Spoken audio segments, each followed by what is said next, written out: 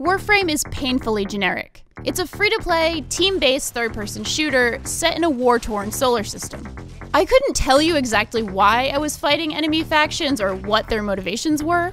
All that was clear was my role. As a Tenno, a sort of space ninja, it was my job to shoot and cut down bad guys. Warframe never quite outgrows its identity problem, and it never quite hooked me in.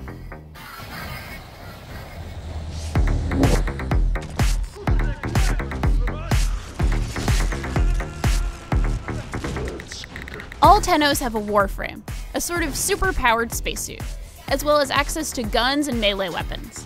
Gear can be modded with loot dropped in the midst of battle, or upgraded with Platinum, the game's freemium currency. There's no way to earn Platinum without shelling out real-life cash, so I stuck to upgrading the cheap way, by grinding for hours on lower-level maps. On the surface, Warframe supports this with a wide variety of mission types. I've seen versions of these modes in every online shooter I've played in the last 5 years. But that variety was the only thing that kept me invested long enough to level up, as combat is shallow. This is due primarily to simple AI. I rarely encountered soldiers who didn't rush at me.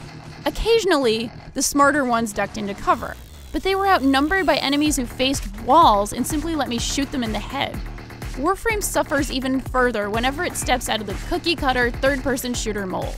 It advertises its melee combat and platforming as elements that set it apart, but neither are well implemented.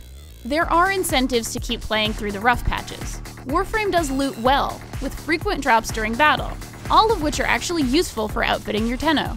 And the upgrade system itself is robust, with the ability to outfit your suit, guns, and melee weapons with new attributes and buffs. I enjoyed this part of Warframe the most. I actually got excited when enemies dropped goodies, and found myself racing to the upgrade screen after battles to see what my new toys could do. You can also purchase or forge new weapons and even warframes, each of which has its own unique powers and abilities. But the blueprints and necessary elements to build them can take hours of grinding to drop. Unless, that is, you want to spend Platinum directly. I don't fault the developers for hiding the best stuff away, but the game doesn't justify that commitment. Warframe makes good on some of its promises, with loot and leveling that supports adequate, if staid, gameplay. But Warframe doesn't set itself apart or do anything well enough to earn the player's time and money.